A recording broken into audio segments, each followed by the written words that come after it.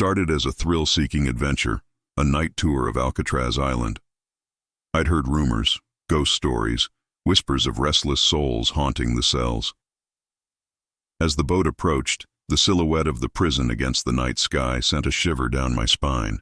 The fog, thick and unrelenting, curled around the island like a warning, but I shook it off, eager to experience the eerie history firsthand. Inside, the tour guide's voice echoed through the cold stone corridors. "This is Cell Block D, the most haunted part of Alcatraz," he said, pausing before an empty cell. I felt a strange chill creep over me, as if someone unseen was watching. The air grew heavier and I started to regret my excitement for the supernatural. As I walked further down the corridor, I heard faint whispers, too low to make out. I turned around, but no one was there. My heart raced. Maybe it was just the acoustics of the place. Cell after cell, I couldn't shake the feeling of being followed. Every time I stopped, I swore I heard footsteps halt just behind me. I dismissed it as my mind playing tricks, but then I felt it. A cold, prickling sensation on my neck, like icy fingers brushing against my skin. I looked around, but the hallway was empty. I decided to catch up with the rest of the tour group, hoping the company would ease my nerves. But with every step, that eerie feeling only grew stronger. As we reached the end of Cell Block D, I saw a shadow move out of the corner of my eye. My blood ran cold. When I looked, there was nothing, only the emptiness of the prison walls. The tour guide stopped near an old rusted door. "This was the hole," he explained, "a place where prisoners were locked in total darkness." I felt a knot form in my stomach. Someone dared me to step inside. Trying to keep my composure, I entered. The door clicked shut and darkness engulfed me. Suddenly, a whisper echoed, "You don't belong here." Panic gripped me, but I couldn't move. My body felt paralyzed, as if unseen hands were holding me in place. I could feel the weight of countless souls pressing in around me. Then, I felt a sharp pull on my arm, dragging me deeper into the darkness. I struggled, barely able to breathe. A voice hissed in my ear, "Stay forever." Just as I thought I'd pass out, the door opened and the light flooded in. I stumbled out, gasping, and the tour guide looked at me with a knowing smile. People say the hole never truly lets go. Shaken, I rejoined the group, my mind spinning. I could still feel the ghostly grip on my arm, a reminder that whatever I'd encountered didn't want me to leave. As we walked toward the exit, I heard faint footsteps following us. No one else seemed to notice, but I knew something, or someone, was still with me. Outside, the fog was denser, and an icy wind whipped through the air. I thought I heard my name whispered from somewhere within the shadows of Alcatraz. The boat ride back was a blur. I felt watched, like something had followed me off the island, clinging to me, refusing to let go. Even after I returned home, the haunting sensations persisted. The weight on my chest, the whispers, the sensation of someone standing just behind me. Nights later, I woke to find my room ice cold. My breath misted in the air, and there, in the corner, I saw the shadow, the same dark figure from the prison, still watching, waiting. I thought the terror would end after leaving Alcatraz, but the island's presence followed me, an invisible chain linking me back to that cursed place. Each night, the shadows in my room grow darker, and the whispers closer, as if it's only a matter of time before Alcatraz claims me completely. Even now, I can't shake the feeling that my time is running out. The whispers are louder, the shadows deeper, and I wonder, did I ever really leave Alcatraz? Or is a part of me still trapped in the hole, waiting for someone else to join me in the dark?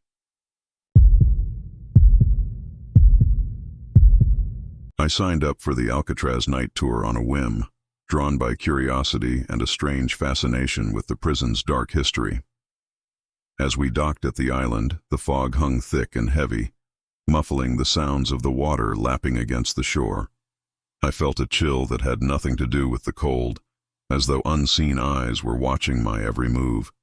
Inside, the guide led us through dimly lit corridors, sharing tales of escape attempts and prisoners driven to madness. But as we reached Cell Block C, he paused, his expression turning grave. "Legend has it one inmate never left," he said. A sudden, sharp shiver ran down my spine, and I found myself glancing over my shoulder, half expecting to see someone there. The cell he pointed to looked like any other. Rusted bars, a worn cot, and an eerie emptiness.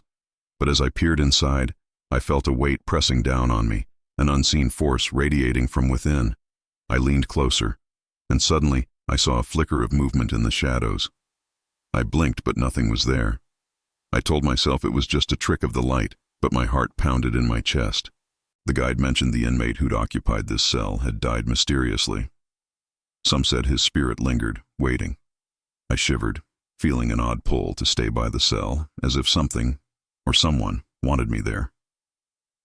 As I reluctantly moved to catch up with the group, I heard a faint whisper, low and guttural. I froze, convinced I was hearing things, yet the whisper continued, calling my name. I glanced around, but the hallway was empty. I tried to brush it off, but the whisper lingered in my mind, unsettling and familiar. It was as if it was coming from deep inside me.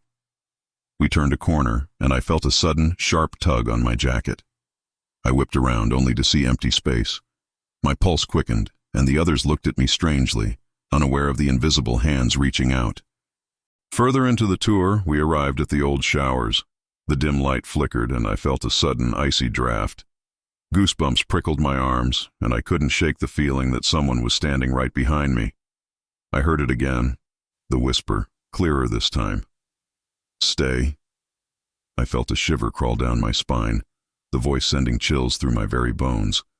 I wanted to leave, but I felt trapped, rooted to the spot. I began to lose track of the tour, my mind spinning with fear and confusion. It felt like I was in a trance, following some unseen force deeper into the prison. Suddenly, I was alone. The silence pressed in, suffocating. I looked around, disoriented. Had I wandered away from the group, or had something led me away? I heard footsteps echoing in the hall. I followed the sound, desperate for company, but as I turned each corner, I found only emptiness. Panic began to set in. The whispering grew louder, the words distorted and faintly menacing.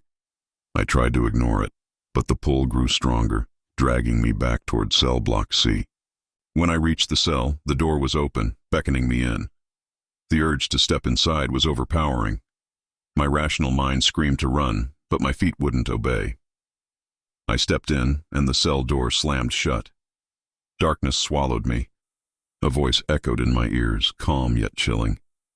"You're mine now." I screamed, but no sound escaped my lips. I clawed at the door, feeling the walls close in as the voice whispered, "Welcome home." Then, the door swung open, and the group stood before me, wide-eyed. They claimed they hadn't seen me leave, but I knew the truth. I hadn't been alone in that cell. Back on the mainland, I thought I'd left Alcatraz behind. But each night, I hear that whisper, calling me back. Shadows stretch across my walls, taking the form of barred cells. Every sound reminds me of those footsteps, and I feel an invisible presence watching, waiting. I fear I've brought part of Alcatraz with me, its curse, its prisoner, now haunting me. And as the nights pass, I dread the day that whisper will call me back for good. The night Alcatraz tour had always intrigued me, so when I finally set foot on the island, a strange excitement pulsed through me. The guide led us into the abandoned cell blocks, recounting stories of hardened criminals and impossible escape attempts.